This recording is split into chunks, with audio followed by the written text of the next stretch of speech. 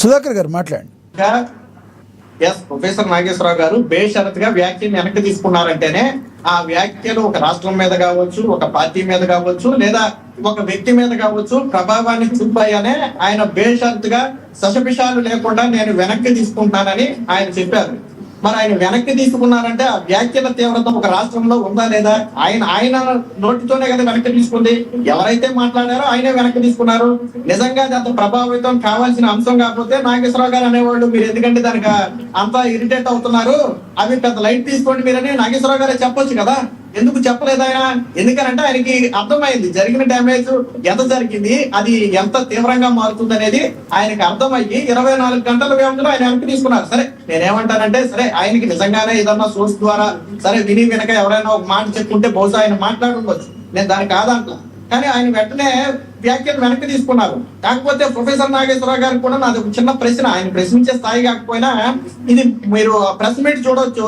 నేను భద్రత కోసం తెలంగాణ పోలీసులు ఆశ్రయించానని చెప్పి అడిగితే విలేకరులు అడిగారు, సార్ మీరు ఏ సోర్స్ తో ఆ మాటలు మాట్లాడారంటే అది ముగిసిన అధ్యయనం, నేను ఎందుకు బేషరతుగా వ్యాఖ్యలు వెనక్కి తీసుకున్నా, జనసేన పార్టీ ఆమోదించింది, వాళ్ళ కేడర్ కు కూడా దీని మీద రెస్పాండ్ అవ్వద్దని చెప్పింది, ముగిసిన అధ్యయనం గురించి మళ్ళీ ఎందుకు తెలుసుకోవడం అని చెప్పి ఆయన ఒక మాట మాట్లాడాడు. ఉందాగా మాట్లాడాడు, తప్పులేదు, అక్కడ వరకు బాగుంది. మరి ముగిసిపోయిన అదే అధ్యయనం గురించి మళ్ళీ ప్రెస్ మీట్ పెట్టి మాట్లాడారు చూసారా, అదే కొంచెం తప్పు. ప్రొఫెసర్ నాగేశ్వర లాంటి వాళ్ళు ఆ ప్రెస్ మీట్ లో పాల్గొని ఉండకూడదు. వాస్తవానికి ఆయనకి తెలియకుండా ఎవరైనా ఆయనకి సపోర్ట్ గా ప్రెస్ మీట్ పెడితే నాకేం సంబంధం అని ఆయన తప్పుకోవచ్చు. కానీ ప్రొఫెసర్ నాగేశ్వర గారు ఆ వేదిక మీద ఉండగానే పవన్ కళ్యాణ్ వ్యక్తిగత జీవితం గురించి మాట్లాడారు, 2 రాష్ట్రాల మధ్య విద్వేషాలు రెచ్చగొట్టే విధంగా మాట్లాడారు, పవన్ కళ్యాణ్ ఆల్మోస్ట్ బూతులు మాట్లాడినంత పని చేశారు, ఆ తెలంగాణలో నువ్వు ఎలా అడుగు పెడతావో చూస్తామని మాట్లాడారు. మరి ఈ మాటలన్నీ కూడా ప్రొఫెసర్ నాగేశ్వరరావు గారు యాక్సెప్ట్ చేస్తారా? ప్రజాస్వామ్యం గురించి ఆయనే మాట్లాడతారు. మరి నేను తెలంగాణ జర్నలిస్టులు మాట్లాడింది చూస్తే రేపు నరేంద్ర మోదీని, అమిత్ షాని, లేకపోతే ఆ రాష్ట్రపతిని కూడా రాష్ట్రానికి రానివ్వరేమో. మీకేం పని అని అడుగుతున్నారు వాళ్ళు. మరి మీ రాజకీయం ఢిల్లీలో కదా, మీరు అక్కడ ఉండాలి, కేంద్రంలో మా రాష్ట్రానికి ఏం పని అని అడుగుతారా వీళ్ళు? అడగగలరా వీళ్ళు? మరి పవన్ కళ్యాణ్ ఎలా అడుగుతారండి? భారతదేశంలో నరేంద్ర మోదీ గారికి ఎంత స్వేచ్ఛ ఉందో ప్రతి పౌరుడికి అంతే స్వేచ్ఛ ఉంది కదా. ఆయనకి పదవి ఉంటే ఉండొచ్చు, బట్ ఏ రాష్ట్రంలోనైనా తిరగడానికి పౌరుడికి స్వేచ్ఛ ఉంది కదా. మీరు రానివ్వమో మళ్ళీ దీంట్లో మరి చంద్రబాబు గారిని ఇంక్లూడ్ చేయడం. వాస్తవానికి ఈ రాజకీయాలకి చంద్రబాబు గారికి ఈ టాపిక్ కి సంబంధం లేదు. తెలుగుదేశం పార్టీ కూడా దీన్ని ఏమి హైలైట్ చేయలే. కాకపోతే తెలుగుదేశం పార్టీ కొంత రెస్పాండ్ అయిన మాట వాస్తవం. పవన్ కళ్యాణ్ అంటే జనసేన స్థాయిలో కాకపోయినా తెలుగుదేశం పార్టీ కూడా రెస్పాండ్ అయింది. ఎందుకంటే అక్కడ తెలుగుదేశం పార్టీ టాపిక్ కూడా ఉంది కదా. తెలుగుదేశం పార్టీ అనేది మనకి short term friend, long term friend కాదు. అంటే సుధాకర్ గారు అసలు ఇది పవన్ కళ్యాణ్ కంటే కూడా ఈ వ్యాఖ్యలు ఎక్కువ డ్యామేజ్ చేసేది టీడీపీనే. ఎందుకంటే TDP party short term friend అంటే టీడీపీ పార్టీని తగ్గించే ప్రయత్నమే కదా. అంటే టీడీపీ నమ్మదగిన ఫ్రెండ్ కాదు అంటే ఎప్పుడైనా ఏదైనా చేస్తారు. మనకి జగన్మోహన్ రెడ్డి గారు మంచి ఫ్రెండ్ అనే కదా ఉద్దేశం. ఇదే కన్నా జనాల్లోకి వెళ్తే టీడీపీ పార్టీకి చాలా మైనస్ అది. నేను ఇందాక నుంచి అదే చెప్తున్నా అండి, తెలుగుదేశం పార్టీని కూడా డ్యామేజ్ చేసే విధంగా ఉంది. ఇప్పుడు జగన్ అనే వ్యక్తి మనకి శాశ్వత మిత్రుడు, ఈయన తాత్కాలిక మిత్రుడు అంటే తెలుగుదేశం పార్టీలో ఒక అభద్రతా భావం వచ్చే అవకాశం ఉంది. రేపు జనసేన కూడా ఒకవేళ ఇది నిజమేనేమోనని భావించింది అనుకోండి, ఆ నిజమే మనం పవన్ కళ్యాణ్ తో బీజేపీ కలిసి ఉంటది, తెలుగుదేశం పార్టీతో కలిసి ఉండదు అని ఒక అభద్రతా భావం వచ్చింది అనుకోండి. ఇప్పుడు పొత్తు ఇంత సక్రమంగా సాగుద్దా? మీకు 2 సంవత్సరాల్లో ఎటువంటి పొరపచ్చలు లేకుండా అద్భుతంగా సాగుతుంది. మీరు చూడండి, ఎక్కడ ఎటువంటి ఇబ్బంది లేదు. ఈవెన్ చంద్రబాబు గారు కావచ్చు, పవన్ కళ్యాణ్ గారు కావచ్చు, చిన్న ఇబ్బందులు ఉంటే 4 గోడల మధ్య కూర్చొని చర్చించుకునే ఇబ్బందులే తప్ప బయట ఎవరు మాట్లాడొద్దు, మాట్లాడే సమస్యలు కాదు. పైన మేము బాగున్నాము, కింద మీరు బాగా ఉండండి, ఇదే విషయాన్ని చెప్తున్నారు. కానీ ఆ వ్యాఖ్యలు వీళ్ళు మాట్లాడిన వ్యాఖ్యలు యాంటీగా ఉన్నాయి. వాస్తవానికి నిజంగా అమిత్ షా గారు మాట్లాడారా అనేది మరి అది చెప్పాలి ఆయన. ఏపీలో ఉండాల్సిన రాజకీయం ఇటు తిరిగి పంచాయతీ మొత్తం ఇప్పుడు తెలంగాణ జర్నలిస్టులు మాట్లాడతాం, ఇవన్నీ చూస్తుంటే మీకు ఏమనిపిస్తుంది? వాస్తవానికి ఇది తెలంగాణ దాకా వచ్చే రాజకీయం కాదండి. తెలంగాణకి తీసుకొచ్చిందే జర్నలిస్టులు. ప్రొఫెసర్ నాగేశ్వర్ గారి మీద 1-2 చోట కేసు నమోదైన మాట వాస్తవం. దానికి పవన్ కళ్యాణ్ గారికి సంబంధం లేదు. పవన్ కళ్యాణ్ గారు వెళ్ళి నా మీద మాట్లాడాడు, కేసులు పెట్టండి అని ఆయన చెప్తాడా? నిజంగా ఆయన చెప్పే స్థాయిలో లేడు. అవసరమైతే తీసిరండి ప్రొఫెసర్ నాగేశ్వర్ అనే స్థాయిలో ఉన్నాడు ఆయన.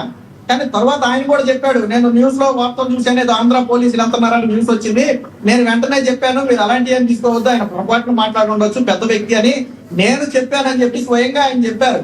కానీ అసలు ఆంధ్ర పోలీసు తెలంగాణ గడ్డ మీద అడుగు పెట్టలేదు. ప్రొఫెసర్ నాగేశ్వరరావు గారికి ఆన్లైన్ గానీ ఆఫ్లైన్ గానీ ఎక్కడ నోటీస్ ఇవ్వలేదు. ఆయన కనీసం మీరు ఎందుకు మాట్లాడారు అని ఎవరు అడగలేదు. కానీ తెలంగాణలో ప్రెస్ మీట్ పెట్టి రచ్చ చేశారు అంటే ఏంటి అర్థం? రచ్చే కాదు, అదే ప్రొఫెసర్ నాగేశ్వర గారు పక్కన కూర్చుండగా మీరు ఎలా వస్తారు, ఎలా అరెస్ట్ చేస్తారు, రండి దమ్ముంటే చూస్తామని చెప్పి పోలీసుని రెచ్చగొట్టేలాగా మాట్లాడింది ఎవరు? నిజంగా తెలంగాణ పోలీసులు, ఆంధ్ర పోలీసులు తెలంగాణ వెళ్ళి ప్రొఫెసర్ నాగేశ్వర ఇంటికి నోటీస్కి వెళ్ళినా కానీ మీరు మాట్లాడిన మాటకు ఒక అర్థం ఉండేది.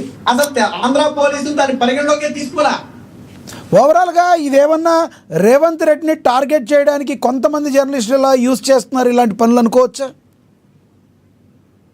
ఇప్పుడు ఇందాక ఆయన వాళ్ళు జర్నలిస్టులు మాట్లాడుతూ కూడా తెలంగాణలో హోమ్ మినిస్ట్రీ లేదా, వచ్చిన వాళ్ళు ఆ మాటలకే అడుగుతున్నాను. ఆ మాటలకి రేవంత్ రెడ్డి ఎందుకు స్పందించట్లేదు అని మాట్లాడారు. అంటే అటు తిరిగి ఇటు తిరిగి ఇటు ఆంధ్రాలోనేమో 2 పార్టీలు డ్యామేజ్ చేయాలి, తెలంగాణలోనేమో కాంగ్రెస్ పార్టీని డ్యామేజ్ చేయాలి. ఎందుకంటే సరే రేవంత్ రెడ్డి గారు బహిరంగంగానే నేను చంద్రబాబు గారికి శిష్యుడు, అందులో డౌట్ లేదని అనేక సందర్భాల్లో చెప్పారు. కాబట్టి ఇక్కడ వీళ్ళని కాంగ్రెస్ పార్టీ ఇరుకులు పెట్టే విధంగా ఉంది. లేకపోతే నిన్న రేవంత్ రెడ్డి అంశం ఎందుకు వచ్చిందండి? రేవంత్ రెడ్డి గారి అంశం ఎందుకు వచ్చింది? ఇదే రేవంత్ రెడ్డి పోలీసులే కదా నాగేశ్వరరావు గారు వెళ్ళి నాకు రక్షణ కల్పించాలని అడిగింది. అదే తెలంగాణ పోలీసులు కదా మీకేమి ఇబ్బంది లేదండి అని చెప్పి ఇంటికి వెళ్ళి బందోబస్తు కల్పించింది. కానీ ఆమెను కూడా టార్గెట్ చేసి కాంగ్రెస్ పార్టీని కూడా ఇందులో చంద్రబాబు గారిని లాగటం, జనసేనని లాగటం, ఇటు కాంగ్రెస్ పార్టీని లాగటం. చివరిగా చెప్పండి. ఆంధ్రాలో ఒక పార్టీకి మేలు చేయాలి, తెలంగాణలో ఒక పార్టీకి మేలు చేయాలనే ఉద్దేశంతో ప్రెస్ మీట్ పెట్టినట్టు ఉంది. చివరిగా చెప్పండి, డైవర్ట్ అయిపోయింది అసలు దీనిలో పవన్ కళ్యాణ్ ని తెలంగాణలో తిరగడం అనేది తెలంగాణ ప్రజల్లో నుంచి వచ్చింది అనుకోవాలా, తెలంగాణలోని కొంతమంది జర్నలిస్టులు మాట్లాడారు అనుకోవాలా, కొంతమంది జర్నలిస్టులు రాజకీయం చేస్తున్నారు అనుకోవాలా, లేదంటే వాస్తవం ఉందనుకోవాలా? చివరిగా చెప్పండి ఏమంటారు? ఖచ్చితంగా కొంతమంది జర్నలిస్టులు, నిన్న కూడా అందరు జర్నలిస్టులు రాలేదు. ఎందుకు రాలేదండి? తెలంగాణలో ఉన్నది ఆ 4 జర్నలిస్టులేనా? నిజంగా ఒక జర్నలిస్ట్ గా ప్రొఫెసర్ నాగేశ్వరరావు గారి మీద అన్యాయం జరుగుతుందంటే తెలంగాణ జర్నలిస్టులు సంఘం మొత్తం కూడా నిన్న మీటింగ్ వచ్చి ఉండాలి కదా. ఎందుకు రాలేదండి నిన్న జర్నలిస్టులు అందరూ? ఎందుకంటే వాళ్ళకి తెలుసు కొంతమంది జర్నలిస్టులు దీన్ని కావాలని రాజకీయం చేశారు. రాజకీయం కూడా అంటే వేరే ఎవడో రాజకీయం చేస్తే సరే ఆడికి ఆ రాజకీయాల్లో ఓనమాలు కూడా తెలియదులే, వాడేదో మాట్లాడాడు అనుకోవచ్చు. జర్నలిస్టులుగా ఉండి మీరు అసలు సమస్యను పక్కదారి పట్టించి ఆంధ్ర పోలీసులు ఇక్కడికి రాలేదు, ఆంధ్ర